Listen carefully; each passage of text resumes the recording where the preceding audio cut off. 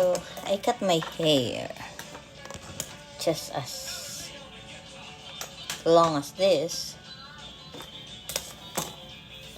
So, I have to cut it by myself because I don't have money. I am not working and I don't have money to pay for the salon. So, pantay-pantayin ko lang yan. Para makalibre naman ako ng bayad ng salon. Mahal din kaya. So, ang walang pambayad, walang karapatang magpunta sa salon but to cut their own hair. Ha ha ha. See?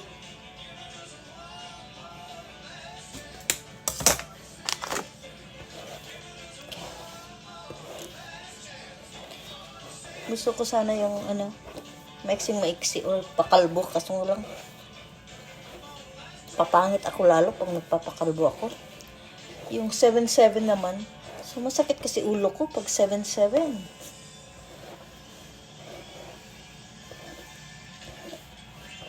Pakalbo din. Yung iba magpapakalbo. Ang ganda. Pero ako pag magpapakalbo, super pangit. Lalong pumapangit. Okay na yan. Solve na yan. Diyos ko. Problema na yan sa